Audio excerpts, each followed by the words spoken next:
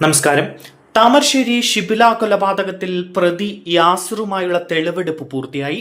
പ്രതിഷേധം കണക്കിലെടുത്ത് കൊലപാതകം നടന്ന ഷിബിലയുടെ വീട്ടിൽ തെളിവെടുപ്പ് ഒഴിവാക്കിയാണ് പ്രതിയെ കോടതിയിൽ ഹാജരാക്കിയത്. ഈ മാസം 29-ാം തീയതി വരെയാണ് കോടതി പ്രതിയെ പോലീസ് കസ്റ്റഡിയിൽ വിട്ടതെങ്കിലും 4 ദിവസത്തിനകം പോലീസ് തെളിവെടുപ്പും ചോദ്യം ചെയ്യലും പൂർത്തിയാക്കുകയായിരുന്നു. ഷിബിലയെ കൊലപ്പെടുത്തിയ ശേഷം പ്രതി ആദ്യമെത്തിയ ബാലുശ്ശേരി എസ്റ്റേറ്റ് മുക്കിലെ പെട്രോൾ പമ്പിലും കോഴിക്കോട് മെഡിക്കൽ കോളേജ് പരിസരത്തും എത്തിച്ച് ആദ്യ ദിവസം തന്നെ തെളിവെടുപ്പ് നടത്തിയിരുന്നു. കൃത്യം നടത്തുന്നതിനായി പ്രതി കത്തി വാങ്ങിയ വെസ്റ്റ് കൈതപ്പായിലെ മിനി സൂപ്പർ മാർക്കറ്റിലും തെളിവെടുത്തു. പ്രതിയെ കടയിലെ ജീവനക്കാർ തിരിച്ചറിയുകയും ചെയ്തു. പ്രതിയെ കൊലപാതകം നടന്ന ഷിബിലയുടെ വീട്ടിലെത്തിച്ച് തെളിവെടുപ്പ് നടത്തിയില്ല. പ്രതിഷേധം മുൻകൂട്ടി കണ്ടാണ് വീട്ടിലെ തെളിവെടുപ്പ് ഒഴിവാക്കിയത്.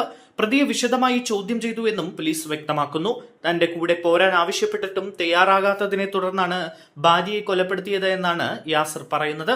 കസ്റ്റഡി കാലാവധി തീരാൻ 2 ദിവസം കൂടി ബാക്കിയിരിക്കെയാണ് പ്രതിയെ തിരിച്ച് കോടതിയിലെത്തിച്ചത്.